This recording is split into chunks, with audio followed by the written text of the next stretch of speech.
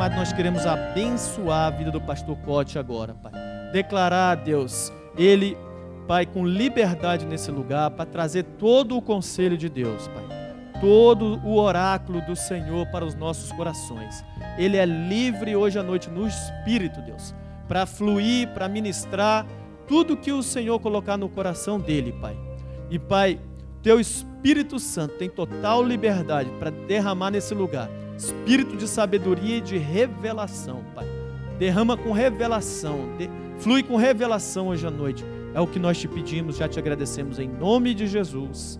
Amém. Sim, Senhor, nós concordamos com essa oração e unimos os nossos corações diante de Ti, Senhor, invocando a Sua presença, a Sua graça, o fluir do Seu Espírito, Senhor, que em tudo o Senhor nos dê sabedoria e dá-nos também ouvidos para ouvir, um coração responsivo diante das Suas verdades. Senhor, faz-nos um povo cheio de entendimento, Senhor, numa época tão difícil, Senhor, com tanta gente sofrendo, com tantos problemas. Ajuda-nos, Senhor, a ter respostas para tantas perguntas. Levanta-nos realmente como essa geração daqueles que buscam o Senhor, porque aqueles que buscam o Senhor não ficam confundidos. Senhor, nós mais uma vez queremos reafirmar a nossa total dependência do Seu Espírito, Senhor, e queremos renovar a nossa aliança contigo, dizendo que tudo que somos, tudo que temos, nós rendemos incondicionalmente ao Senhor, para que o Senhor possa fazer das nossas vidas como o Senhor quer fazer. Deus, colocamos todo esse tempo que teremos diante de Ti, Senhor, orando que todos os Seus propósitos se cumpram para esse tempo, Senhor, no nome de Jesus. Obrigado por cada vida nesse lugar, por cada família aqui representada, por cada igreja, por cada ministério. Deus, só o Senhor sabe o preço que esses homens e essas mulheres de Deus têm pago. Senhor, que o Senhor venha de encontro a cada um deles, Senhor, levantando realmente com força, graça, unção e sabedoria, no nome de Jesus. Amém. Amém. Amém, queridos. É um prazer poder estar mais uma vez com vocês nessa terra maravilhosa, essa terra gostosa aqui no Nordeste. Espero que Deus realmente nos ajude nesse tempo aí. Durante a palestra, se caso você tenha alguma pergunta, alguma coisa que você vê que realmente é importante, é relevante, é uma dúvida séria, você pode interromper, não tem problema não. Aqui nós estamos como uma sala de aula mesmo, né? Um clima um pouco mais informal, então tenha essa liberdade. Veja bem, gente, hoje a gente vive realmente uma época bem difícil. Talvez uma das maiores lacunas da sociedade tem sido essa questão dos distúrbios emocionais, especialmente a depressão, o pânico.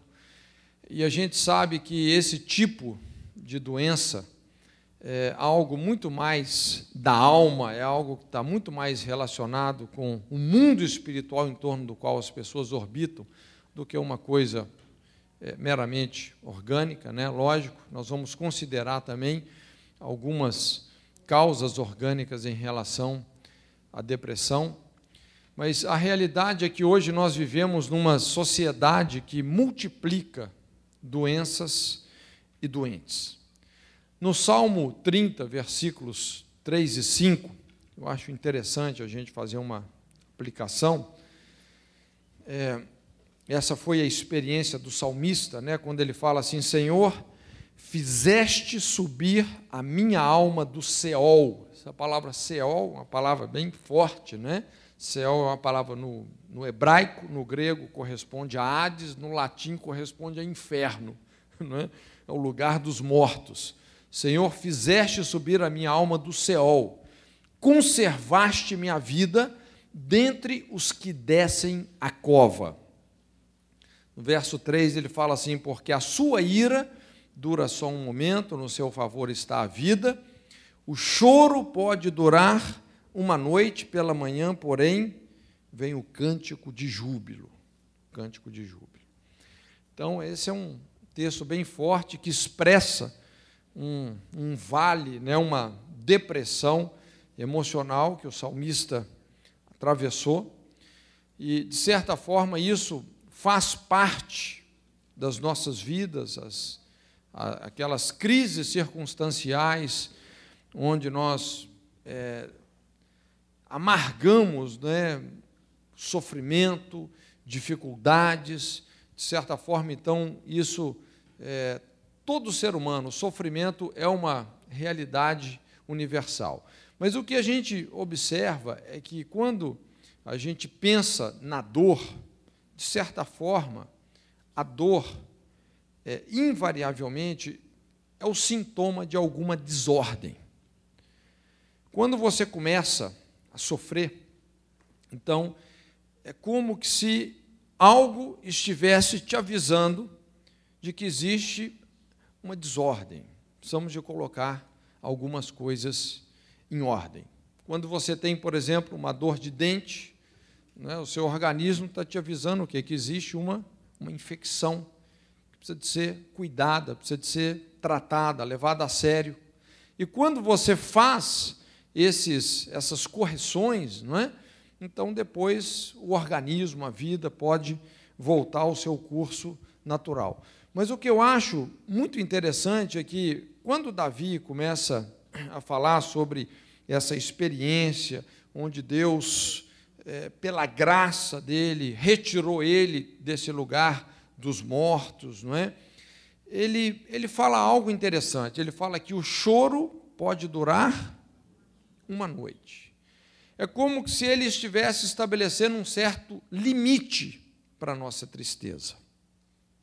Então, quando o choro, ao invés de durar uma noite, ele começa a durar semanas, meses, anos. É muito comum a gente, às vezes, ver isso em aconselhamento, pessoas com aquelas olheiras emocionais, espirituais profundas, gente que há muito tempo não sabe o que é descansar, o que é repousar em Deus, pessoas que vêm sofrendo uma série de perturbações, não é? Então, quando a tristeza assola ininterruptamente alguém, quando as noites invadem emocionalmente os dias, quando não se experimenta mais as misericórdias do Senhor se renovando a cada manhã, é sinal, então, de que a depressão está se instalando na vida de uma pessoa. E eu acho muito interessante essa colocação de Davi, não é? O choro pode durar uma noite, não mais do que isso, uma noite, porque a misericórdia de Deus se renova a cada manhã. E as misericórdias de Deus é que são a causa de não sermos consumidos. Quando uma pessoa, então, ela entra nesse sofrimento, nessa dor, onde ela não consegue mais experimentar a misericórdia de Deus, então é um abatimento espiritual que a gente pode diagnosticar aí como depressão. Agora, é importante entender que a depressão só é o sintoma de que algo já vem morrendo dentro de nós há muito tempo. A depressão só é o alerta, só é o sinal de que há muito tempo a gente vem vivendo sistematicamente de uma maneira que agride a nossa própria natureza. Algo, de certa forma, está errado na nossa história de vida, no nosso estilo de vida, são coisas que precisam de algumas correções. Só que a questão maior não é o que está errado, mas é como nós estamos lidando com essas coisas que estão erradas.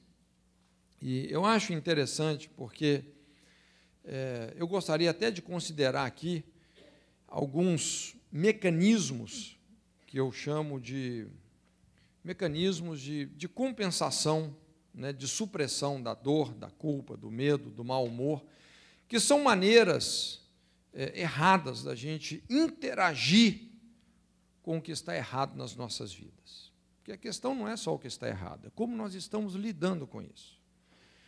E hoje existem, então, alguns mecanismos que são muito sutis e muito populares, são usados realmente por muita gente como aspirinas, não é, emocionais, que pode trazer um certo conforto, mas a médio e longo prazo só agrava realmente a situação. Então nós temos na nossa vida, o próprio Deus estabeleceu alguns alertas. A dor é um alerta, não é? Quando você tem uma dor, seu organismo está te avisando de que tem algo errado. A culpa também é um alerta de Deus, não é? A mensagem da culpa, quando é compreendida da maneira correta e você faz os ajustes espirituais que você tem que fazer, isso é o que nos salvaguarda espiritualmente. O medo também é um alerta, não é? Ele está te avisando de algum perigo eminente. O abatimento do nosso humor também muitas vezes pode indicar que alguma coisa está errada no nosso comportamento, não é?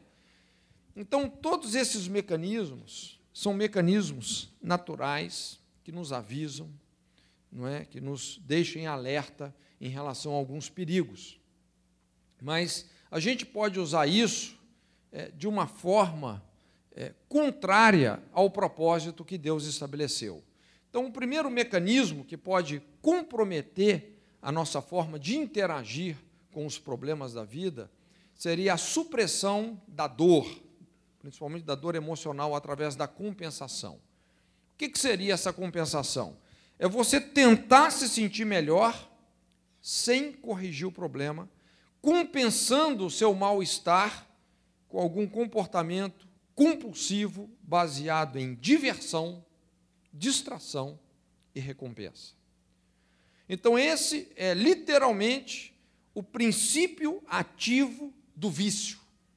Como eu disse, essas coisas, né, diversão, distração, recompensa, né, de maneira sistemática, como um mecanismo de compensação, isso funciona apenas como uma aspirina emocional, mas a médio, longo prazo, isso vai causar outros tipos de transtornos e desordens. O segundo mecanismo é o da supressão da culpa, a cauterização da consciência. Ou seja, ao invés de corrigir o que está errado, nós começamos a chamar o errado de certo. E essa tem sido uma das principais marcas dessa geração, a inversão de valores. Então, é bem menos trabalhoso você aceitar o errado como certo do que corrigir determinados desvios de conduta e identidade. E isso tem sido algo destrutivo na sociedade. Aquilo que talvez há 15, 20, 30 anos era totalmente imoral, absurdo, abusivo, hoje já é aceitável, não é? Então, a gente percebe uma confusão, uma desordem fundamentada na inversão de valores morais. E a Bíblia, Isaías, fala isso: ai daquele que chama o certo de errado, o errado de certo, o doce de amargo, o amargo de doce, não é? Então, isso traz um manto de obscuridade e destruição sobre a sociedade, a cauterização da consciência. Também a questão da fuga, a supressão do medo. A questão do medo é muito séria. Lógico, o medo também é uma realidade universal, todos nós temos medo. Agora, a questão maior não é você ter ou não ter medo. A questão é se você enfrenta o medo ou se esse medo te paralisa, te impede de você ser e fazer o que você tem que ser e fazer. Então, isso o que determina a coragem é exatamente essa questão de enfrentarmos o medo. O problema de fugir é que você vai apenas retardar a solução. Quanto mais você foge, mais você se afasta da resolução de um conflito, mais você adia aquilo, mais você se distancia de uma vitória, de uma posição que nós podemos obter em Deus. E é aqui, então, que muitas pessoas começam a ficar refém dessa prisão. O medo realmente pode se transformar numa das piores tipos de prisão. Pânico realmente é uma cadeia terrível. E nós sabemos que os fantasmas, vamos colocar assim, se alimentam exatamente de medo. Quanto mais você nutre medo em relação a algo, mais você se torna refém daquilo. Não é? Biblicamente falando, o que a Bíblia ensina sobre o medo é que o medo, na verdade, é uma fé invertida. É uma fé invertida. O oposto da fé é o medo. Através da fé, nós construímos as nossas vitórias em Deus, e através do medo, nós construímos o nosso fracasso, né? Construímos as nossas derrotas, edificamos o império do inimigo. Não é? Parafraseando, né? Como aquela pessoa que fala assim, não, eu creio, mas eu creio que o pior vai acontecer comigo, que eu não vou conseguir, que eu vou ficar doente, que eu vou ter câncer. Né?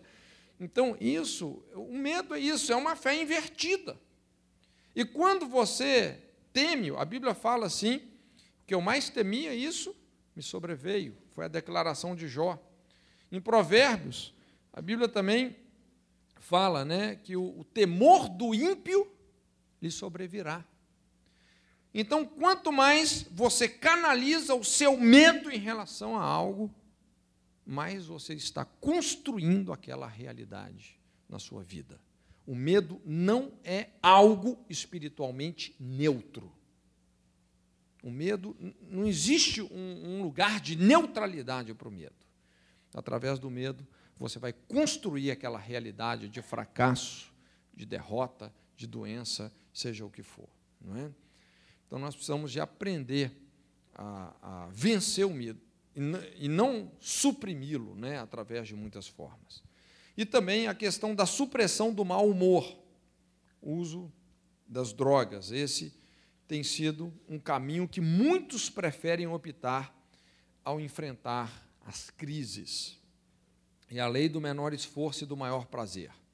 E é dessa forma, então, que muitos desenvolvem uma personalidade volátil, uma vontade flácida, porque é muito mais fácil você tomar uma droga de efeito imediato, que vai melhorar momentaneamente o seu humor, do que você enfrentar o que você tem que enfrentar. Não é? Então, hoje, as pessoas elas tomam pílulas para tudo. Para dormir mais, para dormir menos, para emagrecer, para engordar, para sentir melhor. Não é? Então, vai por aí. Sempre essas soluções rápidas. E isso, na verdade, começa a destruir a força, o potencial da vontade humana. Hoje, na verdade, nós vivemos nessa famosa era do relaxamento e do comodismo mórbido. As pessoas querem soluções fáceis, mas isso é um veneno para a alma, porque essas pessoas estão literalmente desaprendendo a reagir. E quando essas pessoas precisam, então, de mudar um hábito, elas acreditam que elas não podem. Ah, não, eu não consigo. Eu não consigo. Então, isso é uma coisa que favorece potencialmente um quadro depressivo. Pessoas viciadas na passividade são um dos maiores desafios para qualquer conselheiro ou terapeuta. Nós vamos estudar durante esses dias que o coração de um quadro depressivo é essa palavrinha, passividade. Passividade. Quando você lida com uma pessoa depressiva, se você não consegue demover essa pessoa da passividade dela, você falhou com ela. Não é? Esse é o ponto. E nós vamos ver como que, estrategicamente, esse tipo de passividade se instala, a principal forma como ela se instala, como ela pode migrar para muitas outras áreas da vida, principalmente a área emocional. Mas alguém já definiu também a depressão como sendo um estado clínico onde a pessoa não consegue reagir. Mas, na maioria das vezes, o que a gente percebe não é que a pessoa não consegue reagir. é que ela acredita que não consegue reagir. Ou, no fundo, ela não quer reagir, por causa dessa passividade que se instalou de forma generalizada. Então, para a pessoa é mais confortável ela entrar num processo de desistir de si mesma do que enfrentar o que ela sabe que precisa de ser enfrentado. Então, na verdade, gente, todas essas situações são formas negativas da gente interagir com a dor. Não é? São formas negativas. Como eu disse, a dor, o sofrimento, não é em si o problema. Só alerta em relação ao problema. Da mesma forma, a culpa e o medo. Todos esses instintos são um engenhoso sistema de proteção, de autopreservação.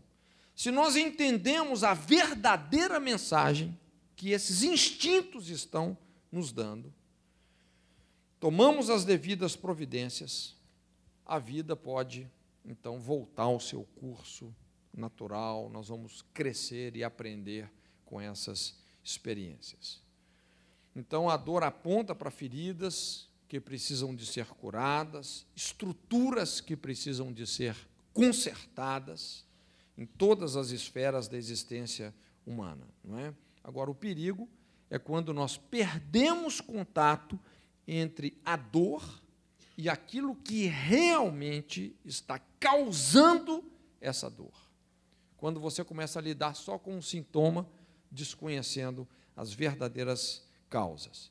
Então, quando a mensagem da dor é suprimida, é abafada pela compensação, pela consciência, pela cauterização da consciência, a fuga, as drogas, que apenas fazem alterar organicamente, momentaneamente, o nosso humor, o problema acaba sendo mascarado enquanto avança a largas pegadas. Então, essa tem sido uma grande questão. Até que ponto nós vamos conseguir sobreviver aliviando agressivamente os sintomas de um mal sem lidar com as raízes desse mal? É o que a gente observa em muitos tratamentos da depressão atualmente. Então, hoje já existem várias questões assim que são sérias, não é? Porque 25% das pessoas que fazem tratamento psiquiátrico acabam se tornando refratárias a esses medicamentos, ou seja, a pessoa já tomou todos os medicamentos e chega num ponto que nenhum desses medicamentos faz mais efeito. E o pior não é isso, é que muitas delas acabam não conseguindo agora deixar esses medicamentos. Ou seja, isso acaba criando um outro problema de equivalente grandeza, não é? E a pessoa, agora, além de ter a depressão, adquiriu um vício, né, de um remédio que vai ter que tomar para o resto da vida. Então, são questões, às vezes, sérias, e hoje a gente vê muita gente nesse tipo de beco sem saída, não é? E é por isso que é muito importante a gente fazer uma abordagem pastoral sobre a depressão, bíblica pastoral. De certa forma, todo pastor precisa de ser, por excelência, um psicólogo, ou seja, alguém que estuda a alma humana. E não tem uma fonte mais fiel, mais digna, né, para a gente conhecer a alma humana do que a Bíblia, não é? E a minha proposta, então, é essa, ok? É a gente poder fazer um estudo dentro de uma perspectiva bíblica pastoral. Lógico, a psicologia tem ajudado muito no campo da depressão, a psiquiatria também, não é? Mas é essencial, nós vamos ver que é essencial uma abordagem que discerne o mundo espiritual. 90% das raízes, das causas que compõem um quadro depressivo tem uma natureza espiritual, não é? É lógico, a depressão é uma sobreposição de muitos fatores. Até no livro eu faço lá um gráfico mostrando realmente essa abrangência das causas e das raízes que podem estar presentes num quadro depressivo. E realmente a gente tem que considerar muita coisa. Tem a parte orgânica, tem a parte nutricional, tem a parte espiritual, emocional, ambiental, genética, não é? Heranças espirituais. Então, são muitas coisas. É uma sobreposição de vários fatores. Muitos desses fatores, realmente, eles fortalecem uns aos outros, construindo um quadro complexo, não é? Então, muitas vezes a gente tem que ter esse trabalho, né, no sentido de isolar cada uma dessas raízes, mas é importante entender que quando a gente fala de raízes, e isso é uma palavra importante nesse estudo, porque raízes, por natureza, ficam enterradas, elas ficam debaixo de um solo, elas não estão à vista, não é? Então você tem que ter todo esse trabalho realmente de desenterrar, é trabalhoso. E a partir disso, então, a gente pode colocar a palavra profética, o princípio correto, o valor do reino de Deus que vai confrontar isso. Não é como João Batista diz, o machado está colocado à raiz da árvore, não é? Então é muito importante no campo do aconselhamento a gente não ficar brigando com os sintomas. Não adianta você amenizar o sentimento depressivo. Nós temos que lidar realmente com identificar e lidar com essas verdadeiras causas que estão sustentando esse tipo de quadro, não é? Só para a gente ter uma ideia, porque quando a gente faz uma abordagem pastoral, uma abordagem bíblica, a gente pode cometer o erro, alguns erros aí, de espiritualizar uma coisa que é natural, ou também de naturalizar uma coisa que é espiritual, não é? Alguns vão até mais longe, cometendo um erro ainda pior, que é satanizar a depressão, né? Então o cara chega lá depressivo, fala, não, depressão é do diabo, né? E quer dizer, se o cara estava deprimido, coitado, aí que, né? Aí apagou o pavio que fumega, né? O paviozinho já estava quase apagando, termina de apagar o sujeito, não é? Então não é sábio a gente ter esse tipo, não é, de colocação, de abordagem. É importante a gente considerar que a depressão tem causas orgânicas. No livro, inclusive, eu alisto várias dessas causas, não é? Os distúrbios emocionais, eles estão muito ligados com os neurotransmissores. Os neurotransmissores fazem um papel essencial no nosso organismo. Alguns deles são responsáveis, principalmente pelo nosso humor, né, como a serotonina, a noradrenalina. E é lógico que o distúrbio na formação desses neurotransmissores, muitas vezes, eles estão relacionados também com coisas da alma. Nem sempre a coisa é meramente orgânica. Muitas vezes é aquela famosa lei do reflexo. Um distúrbio orgânico tem uma raiz psicoemocional que tem uma raiz espiritual. Às vezes você está transgredindo algum mandamento, alguma lei espiritual, não é, que está na raiz de todo esse processo, então, não é? Mas é muito interessante a gente analisar também essa questão orgânica, não é? Então, uma das causas orgânicas da depressão é essa questão da serotonina, o déficit de serotonina, uma falha na modulação, na produção da serotonina. Ora, o organismo produz demais, então a pessoa fica eufórica. Ora, produz de menos, a pessoa dá aquele mergulho na depressão. É o famoso distúrbio bipolar, não é? O organismo começa a falhar em produzir na medida certa e na constância necessária esse neurotransmissor, não é?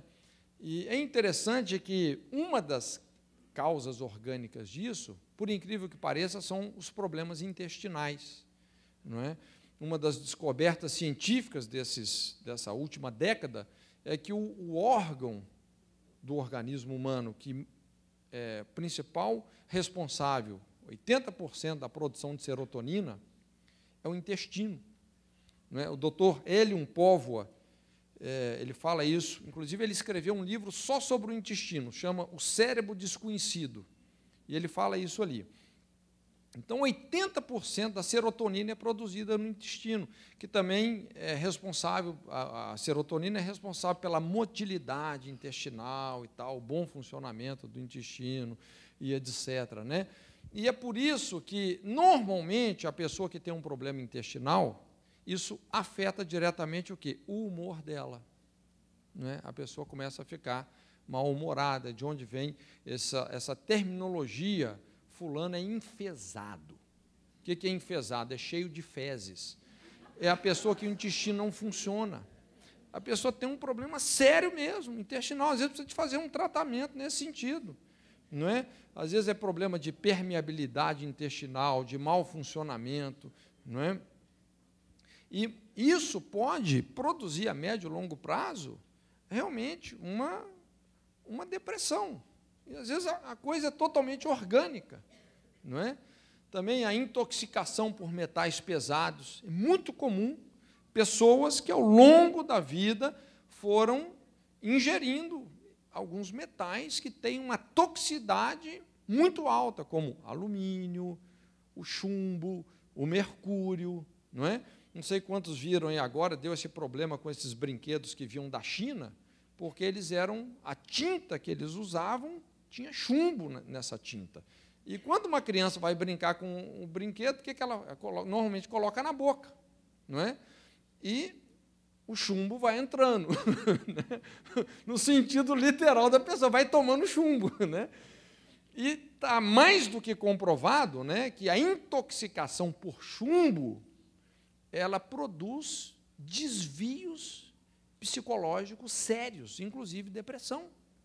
A intoxicação por alumínio gera demência precoce. Está profundamente ligado com o mal de Alzheimer. Não é? Então, a intoxicação por esses metais pesados, o que acontece? Isso devia ser filtrado pelo intestino, mas muitas vezes a pessoa perde a permeabilidade intestinal, isso começa a entrar na corrente sanguínea e tem um efeito acumulativo. Isso vai acumulando, acumulando, acumulando, acumulando. E chega num ponto, então, que a pessoa fica intoxicada, daí vem algumas doenças bem conhecidas como doenças autoimunes, ou seja, é o seu organismo tentando se defender da toxicidade desses metais, criando doenças. O próprio organismo começa a atacar o organismo, tentando se defender dessa toxicidade. Então, vem alguns tipos de diabetes, a depressão, não é? Uma série de coisas assim, mas questão totalmente orgânica. Pessoas também que têm uma vascularização cerebral deficiente são também candidatas à depressão. Tem pessoas, por genética, têm uma vascularização cerebral muito boa, outras já não têm. Não é? Então, essas pessoas também começam a ter uma tendência à depressão. A questão também da glândula pineal, que é uma glândula que segrega um hormônio muito importante, chamado melatonina, conhecido como o hormônio do sono. A melatonina ela faz um ciclo junto com a serotonina. A serotonina te levanta, a melatonina te faz dormir, não é? Então, essa glândula pineal, ela funciona muito em função da luminosidade. Inclusive, esses países que o inverno é muito rigoroso, as pessoas começam a ter uma depressão chamada de sazonal, porque essas pessoas não veem a luz do dia, não é? E, inclusive, um dos tratamentos é esse, é tomar banho de sol, para ativar essa glândula. Não é? Agora, o que acontece? Algumas vezes, a pessoa vai envelhecendo, aquele problema de velheira mesmo, né? E essa glândula pode ir sofrendo uma calcificação, quando a gente mais precisa dela. 40, 50, 60 anos de idade, é comum, às vezes, em algumas pessoas, essa glândula calcificar. Então, não produz esse hormônio do sono, a pessoa começa a ter uma dificuldade para dormir. É comum, pessoas idosas, vai deitar 11 da noite, 3 da manhã já está de pé zanzando pela casa. Não é? Porque a melatonina é esse hormônio responsável por aquele sono profundo que renova, né, as nossas forças. Nós vamos até falar sobre isso daqui a pouco, o princípio do descanso. Agora, você imagina uma pessoa que não dorme bem por 1 ano, 2 anos, 3 anos, 4 anos. Isso vai gerando um processo de fadiga, não é? Vai fadigando o organismo, a alma, as emoções. E uma hora, essa fadiga crônica pode ser substituída por um processo depressivo, não é? Então, eu estou mencionando essas coisas só para você entender que nem sempre a depressão tem causas só psicoemocionais, espirituais, mas tem causas também que são orgânicas. Por isso a gente tem que tomar o cuidado para a gente não sair espiritualizando uma coisa que, de repente, é totalmente natural, não é? Mas também é importante a gente saber não naturalizar uma coisa que, de fato, é espiritual. Então, a gente precisa de ter esse equilíbrio. Pode parecer simples aquilo que Paulo fala lá aos Coríntios, né? As coisas naturais se discernem naturalmente. As coisas espirituais se discernem espiritualmente. Mas o que tem de gente trocando os pés pelas mãos nesse negócio aí, não é? E é lógico que um erro desse no aconselhamento pode gerar um prejuízo, um retrocesso extremamente sério. Então, nós vamos começar a trabalhar, desenterrar algumas dessas raízes, dessa árvore seca, essa árvore da morte, que é a depressão. Problemas têm raízes, pessoas têm raízes. Nós temos que lidar, então, com as verdadeiras raízes se nós queremos ver realmente resultados eficientes. Ok? Como eu disse, é muito importante a gente pensar em termos também dessa lei do reflexo. Uma desordem, se você está em desordem, se você não tem o discernimento das leis que governam o mundo espiritual, o mundo moral, porque Deus, quando desenhou a nossa natureza, Ele fez também um manual de funcionamento, não é? Que está na Bíblia. Então, se você começa realmente a entrar em choque, ok? Entrar em controvérsia com as leis espirituais que Deus estabeleceu para o nosso funcionamento, isso vai afetar a nossa mente, as nossas emoções, e, consequentemente, isso vai aflorar organicamente. É o que a psicologia chama os distúrbios psicossomáticos, não é? Psico, alma, soma, corpo. Ou seja, é uma disfunção da alma que aflora organicamente e assevera-se que 70% dos problemas que as pessoas têm, como dor de cabeça, alergias, vários problemas assim, são de caráter psicossomático. Por isso que, normalmente, a gente fala, é mais importante você saber que tipo de doença tem uma pessoa do que tipo de pessoa tem uma doença. Porque, dependendo do tipo da pessoa, ela já é propensa a desenvolver, a somatizar uma série de distúrbios, não é? Mas é importante a gente considerar não só os distúrbios psicossomáticos, mas os pneumopsicossomáticos. Porque o ser humano é essencialmente um espírito, não é isso? Deus nos criou a sua imagem e semelhança como um ser espiritual. Ok? Então, nós somos um espírito, temos uma alma e moramos num corpo. Paulo fala que nós temos que nos preservar, né, preservar em santidade, em pureza, corpo, alma e espírito para a vinda do Senhor.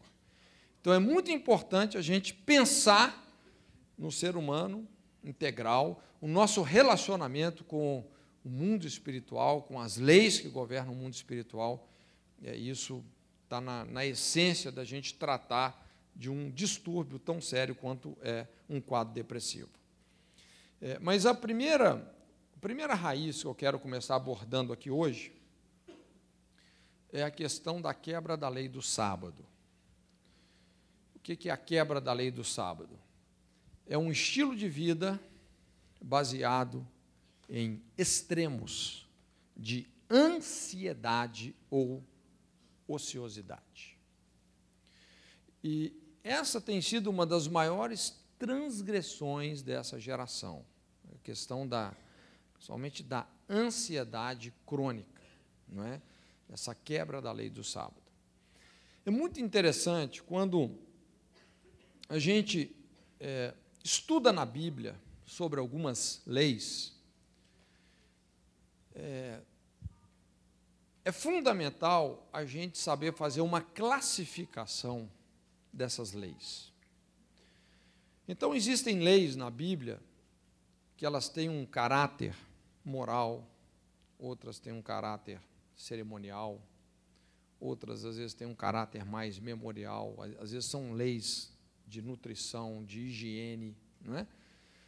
Então, a Bíblia, ela tem leis que nos ajudam a viver bem em todas as esferas da nossa realidade. Principalmente quando você estuda no Antigo Testamento, lógico, se você quer, por exemplo, os princípios, os valores para você construir uma nação, está tudo ali no Novo Testamento, porque você vê Deus começando de um homem uma nação, não é? Então, existem leis civis, sociais, não é, que afetam todas as áreas de uma comunidade, que são essenciais para a nossa vida e para os nossos relacionamentos.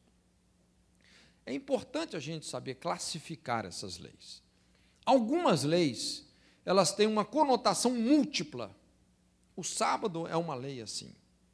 Ao mesmo tempo que ela tem uma essência moral, ela tem também um caráter cerimonial, pedagógico, né, porque ela está ensinando uma outra verdade, muitas vezes tem uma conotação também memorial. Então, é muito importante a gente discernir isso. A lei do sábado, eu gostaria de colocar 3 conotações que essa lei tem e que são assim bem relevantes na palavra. A primeira conotação é essa conotação memorial. Na verdade, o sábado está presente lá no início de tudo, em Gênesis, lá na criação. Você vai encontrar a lei do sábado de Gênesis a Apocalipse. É uma dessas leis que funcionam literalmente como uma espinha dorsal na Bíblia, não é?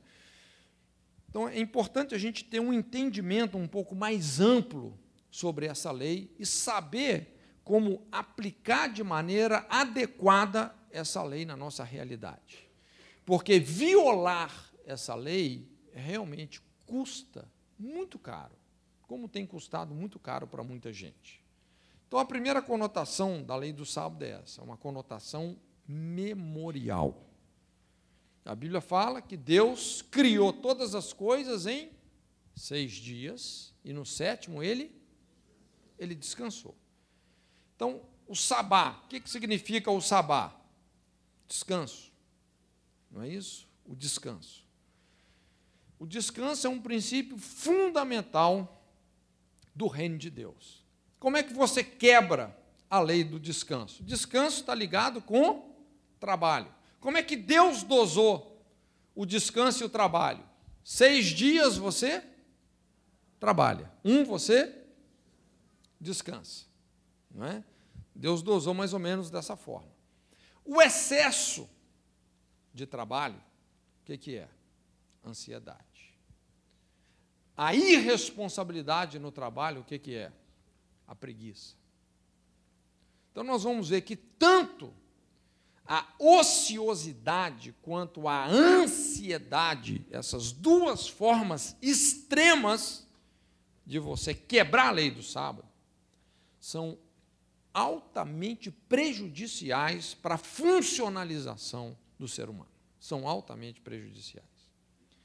Esse aspecto memorial é muito interessante, porque foi quando Deus criou a semana, não é? E depois que Deus criou todas as coisas, ele descansou das suas obras, é isso que a Bíblia fala. Só que é lógico, quando a gente pensa assim que Deus descansou das suas obras, é importante entender o sentido mais profundo disso, porque, na verdade, a Bíblia, em Isaías 40, fala o quê? Deus não se cansa, nem se fadiga, não há esquadrinhação para o seu entendimento, dá força ao cansado, multiplica o vigor daquele que não tem força nenhuma. Então, não é que Deus ficou cansado, mas quando fala que ele descansou das suas obras, isso fala de como Deus expressou, como ele expressou satisfação em tudo aquilo que ele criou, principalmente aquilo que foi a coroa da sua criação. Quando Deus criou o homem à sua imagem e semelhança, a Bíblia fala o quê? E viu Deus que era muito bom, que era muito bom. E esse é o significado do sábado. O sábado nos lembra que nós temos um Deus que é o Criador e o sustentador de todas as coisas. O sábado nos lembra disso. A cada semana, Deus está nos lembrando. Eu criei você. Não só criei, como eu tenho prazer em você. Eu tenho prazer em você. Esse é um exercício de memória importante da gente fazer, né? Semanalmente. Deus está nos lembrando que Ele nos criou. E quando nós somos responsáveis com aquilo que Deus nos confiou, nós começamos também a ter essa satisfação de uma pessoa realmente livre. Responsabilidade e liberdade são coisas que andam juntas. Você só se sente uma pessoa livre e realizada quando você é responsável. É assim que realmente nós construímos a nossa alma. É assim que nós construímos uma vida frutífera e realizada. A partir do momento que nós somos irresponsáveis, então vem o tédio, vem um sentimento oposto a esse que é a expressão celebrativa do sábado, não é? Por exemplo, você que é dona de casa, quando você resolve dar uma faxina na sua cozinha, você limpa ali tudo, deixa tudo brilhando, cada detalhe. Quando você termina aquela faxina na cozinha, você não fica andando assim, fica olhando, né? Sentindo aquele gosto assim de ter feito um trabalho bem feito, não é verdade? Isso é o sábado. É isso que Deus sentiu quando Ele nos criou. Esse é o aspecto memorial do sábado. O segundo aspecto é o cerimonial. É um aspecto importante, principalmente para o judeu, não é? Na cultura hebraica, a questão do sábado como um dia. O sábado como um dia. Lá em Ezequiel, no capítulo 20, é interessante que Deus fala assim: eu dei para vocês os meus sábados, e Deus fala assim, como um sinal de que eu sou o Senhor que vos santifica. Então, o sábado como um dia, o aspecto cerimonial dele, aquela tradição, não é? Chegar o judeu, chega o sábado, ele tem toda aquela limitação nos seus esforços, não é? Qual que era o sentido pedagógico disso? Deus estava querendo discipular, né, e construir uma mentalidade, um raciocínio de quê? É como se Deus estivesse falando, olha, santidade não é essencialmente pelo esforço humano. Não é pelo mérito humano, é pela rendição, é pela entrega. Então, santidade não é algo que você vai palmilhar com o seu esforço humano, com o seu mérito. Santidade é algo que você conquista pelo seu quebrantamento, pela sua entrega. É o que você permite Deus fazer em você. Não é o tanto que você tem do Espírito Santo, é o tanto que o Espírito Santo tem de você. Esse é o sentido, uma verdade que está dentro desse sinal. O sábado como um dia. O sábado como um dia.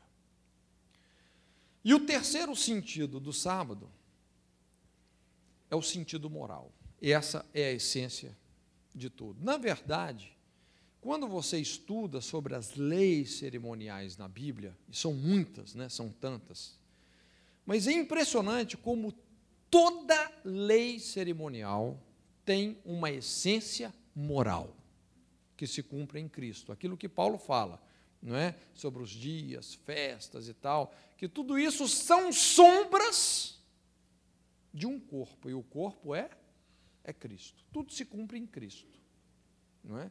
Mas todo preceito cerimonial tem uma essência moral, existe uma verdade ali absoluta e aplicável que precisa ser discernida. E o sábado, então, ele se cumpre profeticamente, não é, moralmente falando, na pessoa de Jesus. Lá em Mateus 11, 28, um texto muito conhecido, você se lembra? Então, Jesus ele se apresenta para a multidão e ele fala assim: vinde a mim, todos vós que estáis cansados, sobrecarregados, eu vos aliviarei. Tomai sobre vós o meu jugo e aprendei de mim, porque sou manso e humilde de coração, e encontrareis o quê? Descanso. O sábado. Descanso para as vossas almas, porque o meu jugo é leve, o meu fardo é suave.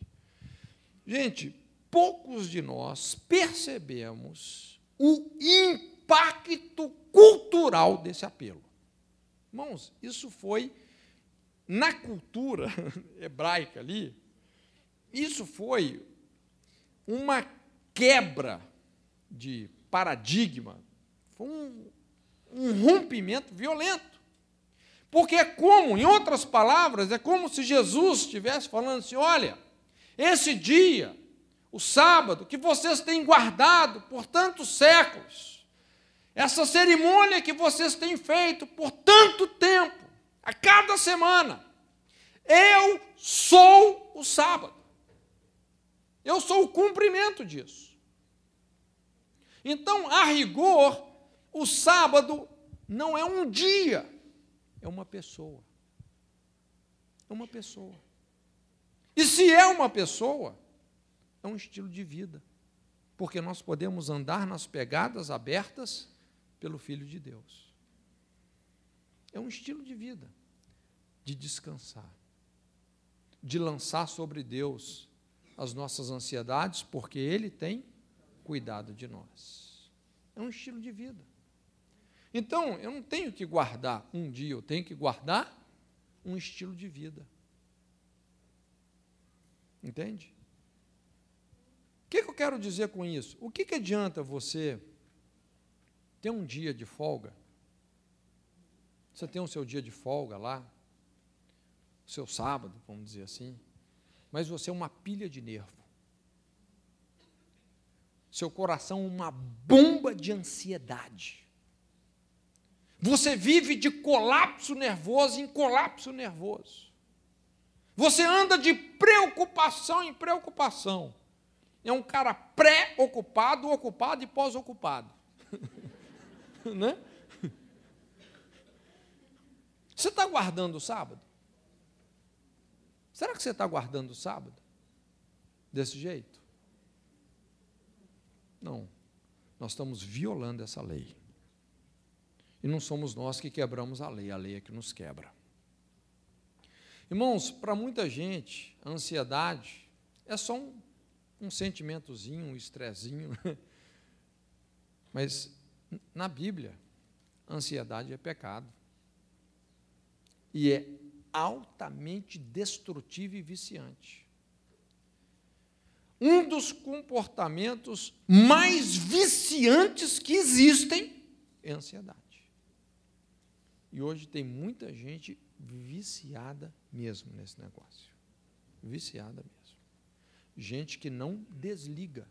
Olha, eu digo isso porque a gente, invariavelmente, nós estamos lidando com os bastidores da vida das pessoas. O tanto de gente que não desliga, o cara não consegue desligar.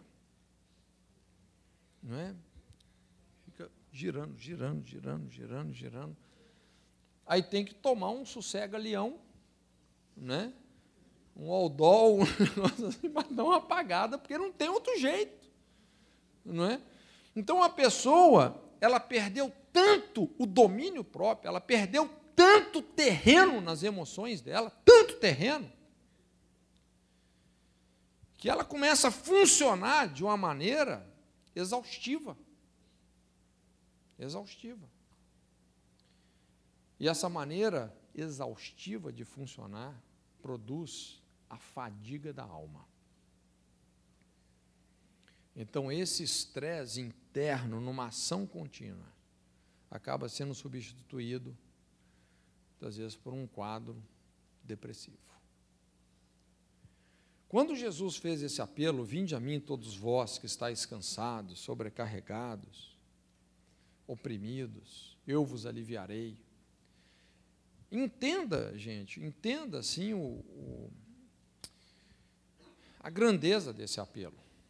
Eu sei que muitas vezes nós estamos usando isso como um apelo, até para o cara que é perdido, né? Quantos de nós evangelizando já não usamos esse versículo, né?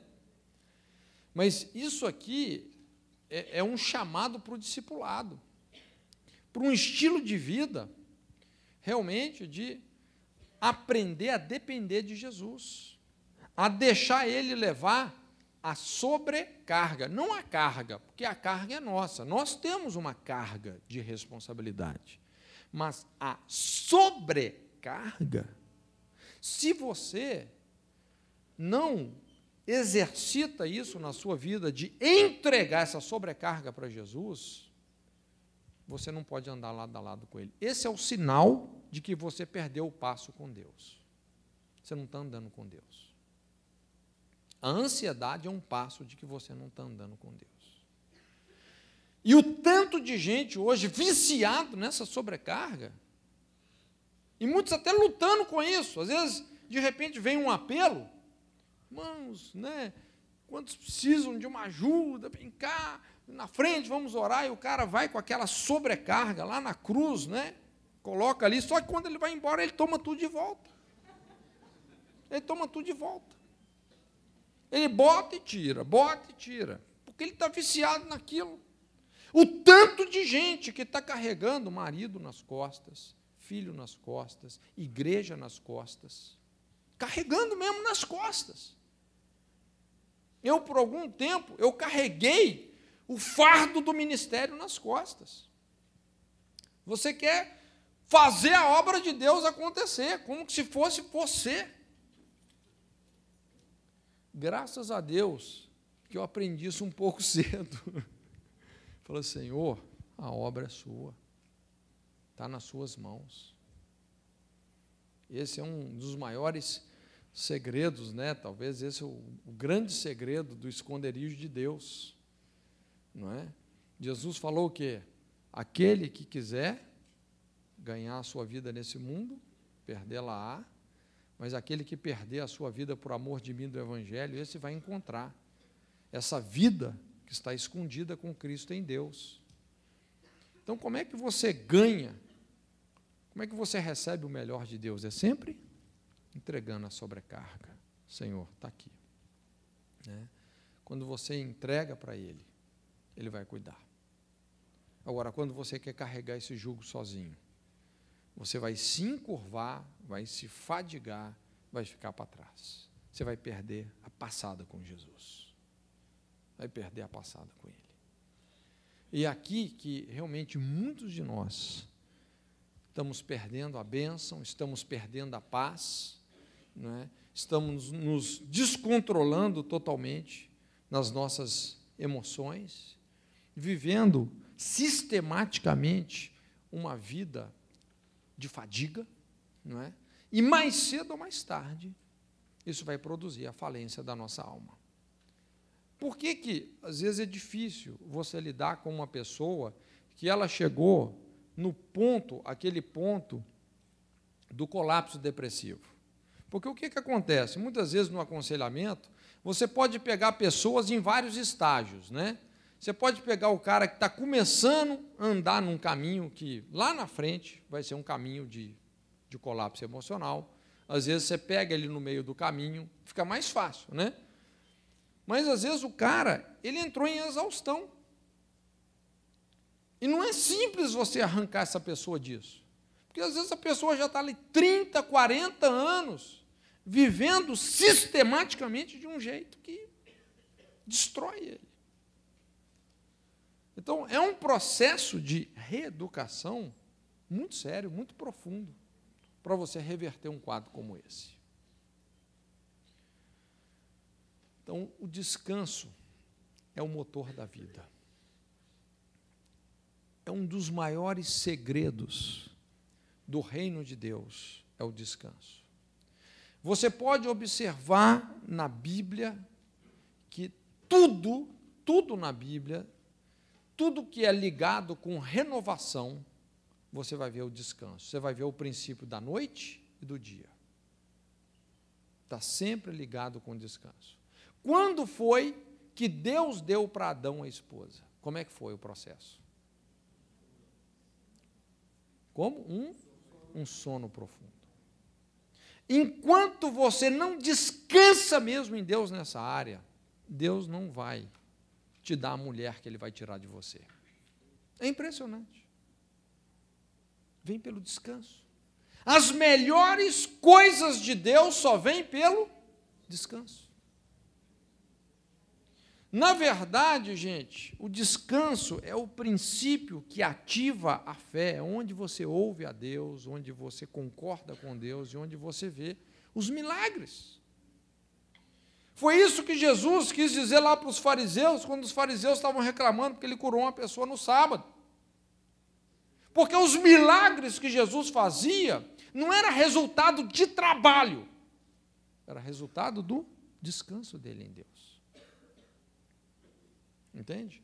Agora, descanso é totalmente diferente de passividade. É totalmente diferente. E muitas vezes a gente precisa de aprender a fazer um exercício de descanso.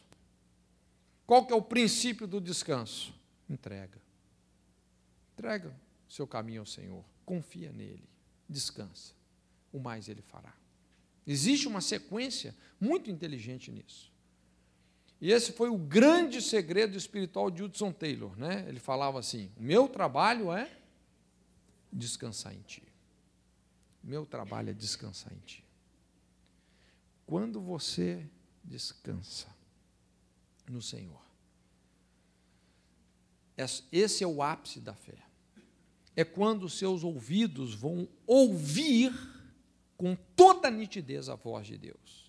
Mas enquanto você não descansa, enquanto você está na ansiedade, você está se batendo com preocupações, você só vai ouvir a voz das intrigas, a voz das pessoas, a voz dos demônios, você vai ouvir todo tipo de barulho, menos a voz de Deus. O princípio da renovação das forças é o descanso.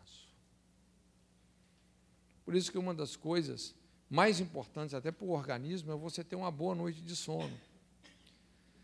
O princípio do descanso está ligado com a misericórdia, que nós falamos. A misericórdia de Deus se renova a cada manhã. Depois do quê? De uma noite de sono, de descanso. Então não adianta só também você dormir bem fisicamente, mas nós temos que aprender na nossa alma encontrar esse lugar de repouso. Porque existe um lugar de repouso que Deus tem para cada um de nós. Um lugar de fé, um lugar de segurança, um lugar de paz. E eu gostaria de terminar só ilustrando isso com uma passagem no Evangelho que fala sobre a travessia daquela tempestade. É um texto muito conhecido, quando Jesus entrou no barco com os discípulos. E Jesus, ele tinha um objetivo, ele tinha um destino muito claro. Então, ele transmitiu esse destino aos discípulos. Ele falou assim: passemos para outra margem do lago ou do mar da Galileia. Passemos para outra. Ele tinha um destino. Depois de um dia inteiro de ministério, estava cansado, tinha uma almofada dando sopa no barco, ele recostou naquela almofada, dormiu. Os discípulos, seguindo a ordem de Jesus, estavam atravessando. Só que, de repente, o que aconteceu? Uma grande tempestade. Uma grande tempestade.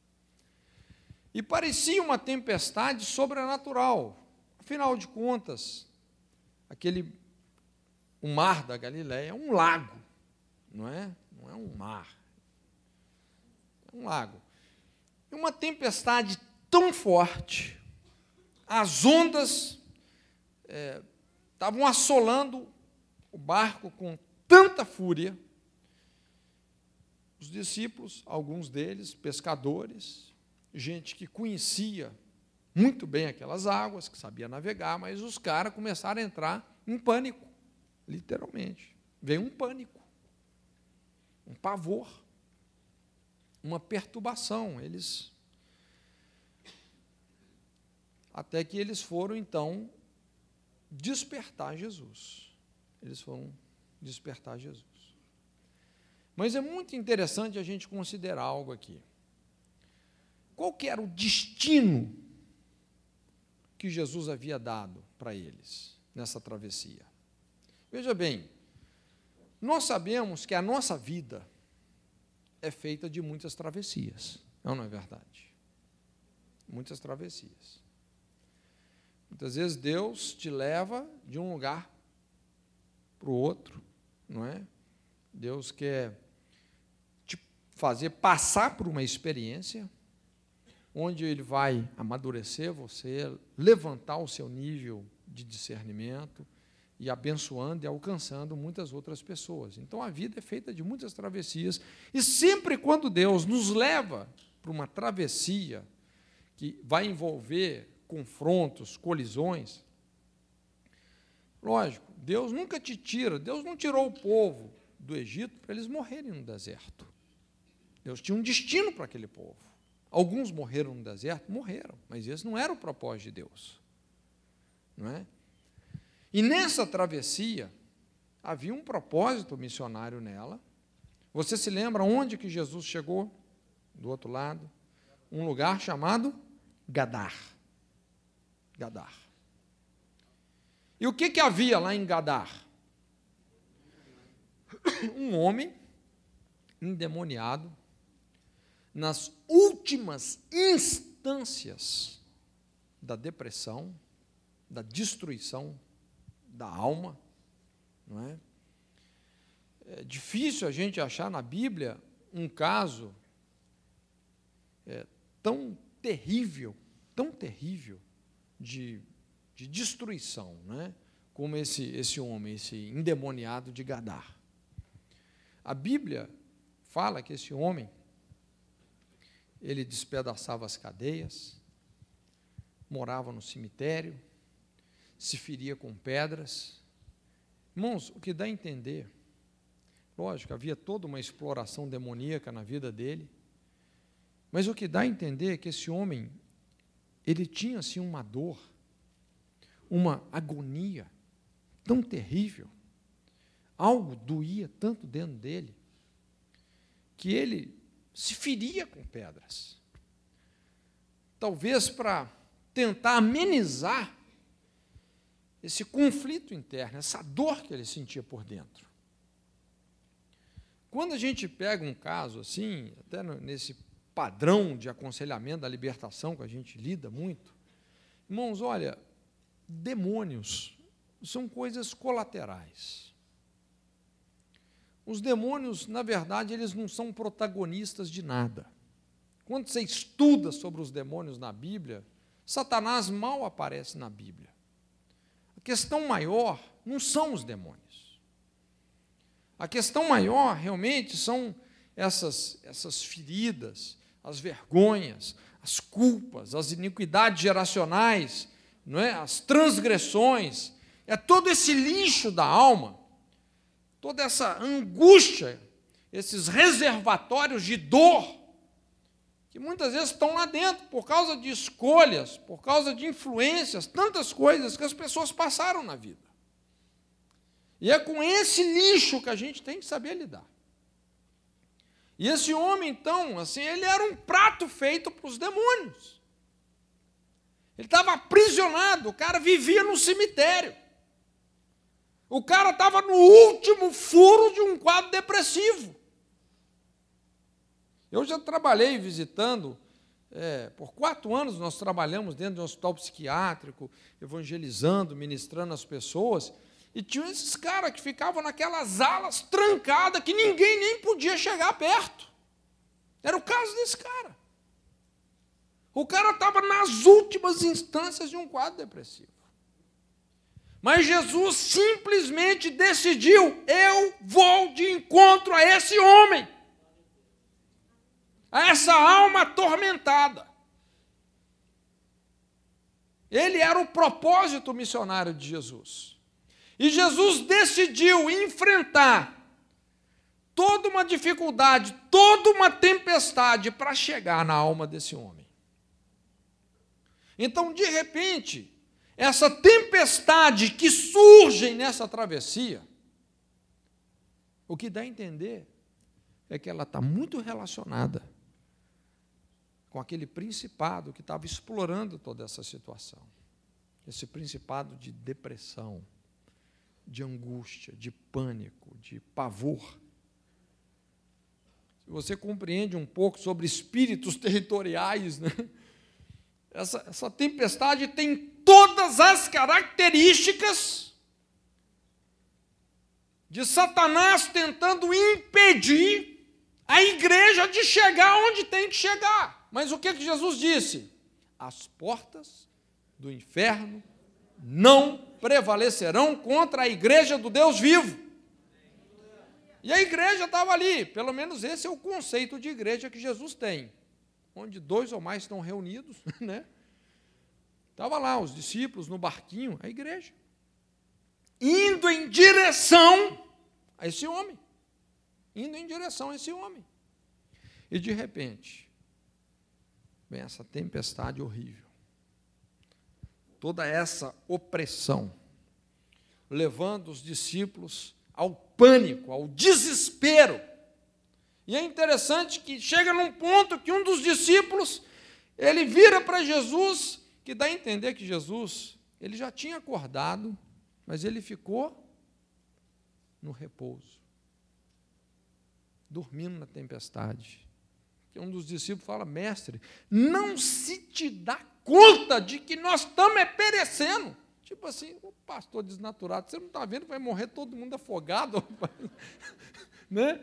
Que dá a entender que Jesus ele já estava acordado, mas a alma dele estava repousando. Repousando. E os discípulos em pânico. O que eu quero que você entenda, esse princípio de dormir na tempestade. Existe um lugar em Deus, um lugar de repouso na tempestade. E Jesus estava nesse lugar. E foi desta forma que Jesus enfrentou aquele principado. Ali foi a colisão. Ali houve um choque. Jesus simplesmente derrotou aquele principado que estava destruindo a vida daquele homem em Gadar, através do descanso. Ele enfrentou a depressão com descanso em Deus. Não passividade, mas descanso. E de repente ele se levanta e tudo aquilo que estava dentro dele, toda a paz, toda a segurança que estava dentro dele, ele externalizou com duas declarações: cala-te, vento, acalma-te, mar. Ele só colocou para fora toda a paz, todo o descanso, toda a segurança, ele externalizou. E houve grande bonança. Houve grande bonança. Descanso gera autoridade. Descanso gera autoridade. Naquele momento, aquela legião foi derrotada. Quando Jesus chega do outro lado, quando ele atraca do outro lado, aquela legião, trazendo o homem, vem pedir arrego. Vem pedir arrego. Já estavam vencidos. Já estavam totalmente derrotados. Senhor, pelo menos deixa a gente entrar nos porcos. Tudo bem, entra na porcaiada. E se julgaram tudo no mar. Por quê? Porque foi lá no mar, na tempestade, que Jesus havia vencido eles. Aquele principado foi derrotado nessa colisão, no meio da tempestade, no meio da noite. Na hora mais escura da noite, nos momentos de maior tempestade, eu quero que você entenda, existe um lugar de descanso, onde você pode dormir na tempestade. Descanso. E é dessa forma que a gente subverte esses poderes da depressão, do pânico. É aí que a gente subverte. Foi assim que Jesus fez. Esse é um princípio extremamente poderoso. Hoje, o que a gente percebe, são poucas pessoas que entendem essas coisas que a gente está falando aqui. E são menor ainda o número de pessoas que vivem um estilo de vida de descanso. É um estilo de vida. Não é uma coisa que está preso a dia, lua, festa. Não. É um estilo de vida. O sábado não é um dia, é uma pessoa. É um estilo de vida, de descansar, de não se estressar, de lançar sobre ele as suas ansiedades, porque ele cuida mesmo. Ele cuida mesmo. De uma outra forma, Jesus ensinou isso dizendo assim: buscar em primeiro lugar o reino de Deus e a sua justiça, e as demais coisas vos serão acrescentadas.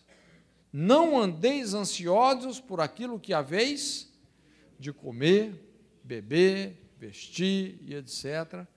Antes busca a Deus em primeiro lugar e as demais coisas serão acrescentadas. Não andeis ansiosos. Esse é o princípio do sábado. E quando nós implantamos isso no nosso estilo de vida, nós vamos começar a ver a nossa vida emocional se reestruturando de uma forma tremenda. As nossas energias sendo recompostas. O princípio mais poderoso para a renovação da vida, renovação das forças, é o descanso. É o descanso. Você se exercitar com esse coração, de não acreditar nas más notícias, né? Ter o coração firme no Senhor, de você saber entregar para Ele as ansiedades, a sobrecarga, esse estilo de vida de descanso é um dos grandes segredos da saúde emocional. Amém? Curva a sua cabeça, então, agora, em nome de Jesus. Eu gostaria de ter um tempo para a gente orar aqui juntos. Deixa o Senhor sondar o seu coração.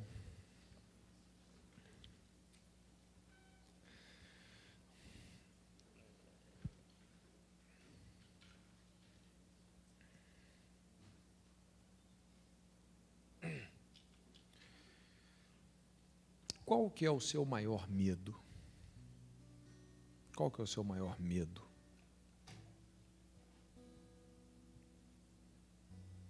Qual que é a sua maior preocupação?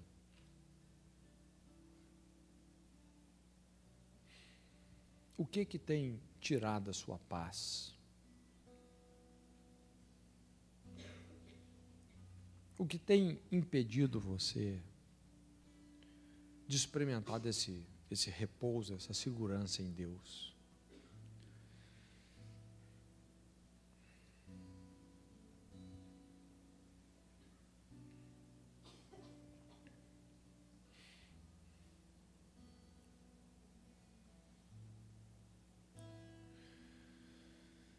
Esses medos só existem enquanto nós não entregamos eles para Deus.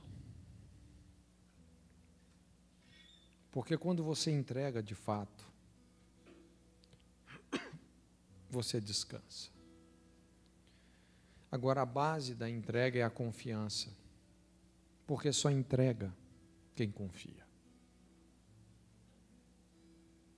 E só descansa quem entrega.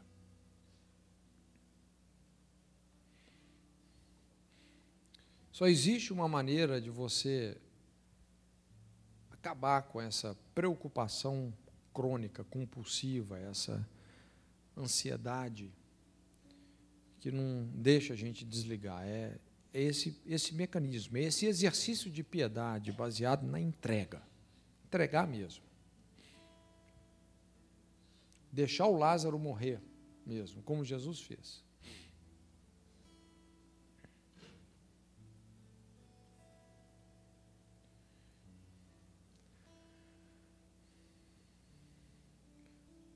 Quando você entrega os seus medos, as suas preocupações, esse é um exercício de mansidão, de confiança em Deus, de saber que Ele sabe muito melhor do que nós cuidar dessas coisas. E muitas vezes tem muitas coisas, tem certos pesos que nós não temos que levar. São sobrecargas. Você não tem que levar. Nós temos que entregar para Deus. Não adianta você querer carregar o seu filho nas costas. Você precisa de entregar ele para Deus. Perder ele para Deus. Você não vai perder ele para o mundo, você vai perder ele para Deus. Não adianta você querer carregar o seu ministério, a sua igreja nas costas. Essas coisas são de Deus. Isso tem que ficar muito claro no nosso relacionamento com Ele. Nós só somos mordomos. São coisas que Deus nos confia, mas a gente sempre tem que deixar essas coisas no altar. Porque quando elas não estão no altar, elas se tornam ídolos. E os ídolos destroem a nossa paz. Eles afrontam o nosso relacionamento com Deus.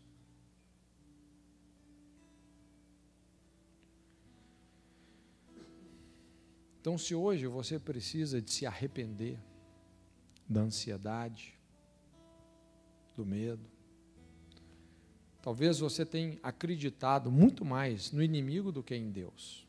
Às vezes o nosso maior problema não é que nós não acreditamos nas verdades de Deus, mas é que nós damos tanto crédito às mentiras de Satanás.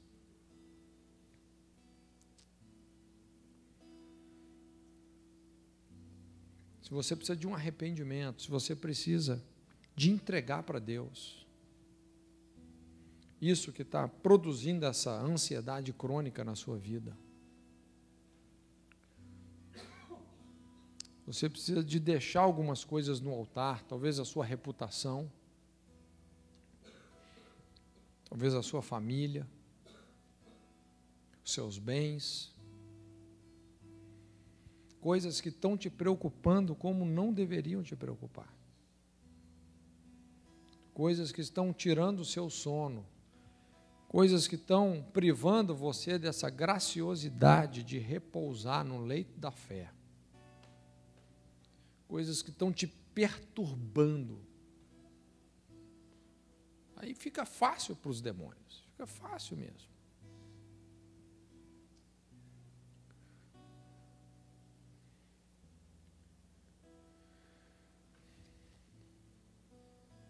Se você quer deixar essas coisas no altar, você sente que você precisa disso, recuperar esse lugar de descanso, de paz que Deus tem para você.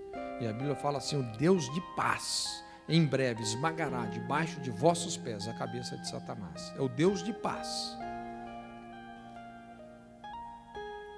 Se você quer deixar Deus arrumar sua vida emocional,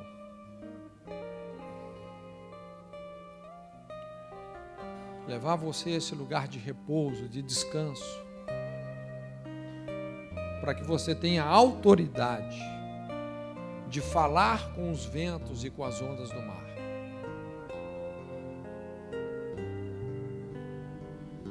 Eu quero orar com você. Eu gostaria que nós pudéssemos levantar um altar para Deus, para resolver isso na nossa alma. Esse é o conflito da alma. Talvez hoje, literalmente, você se sinta dentro do seu barquinho, sendo assolado, amedrontado, apavorado. Mas existe um lugar de descanso, que você pode encontrar esse lugar.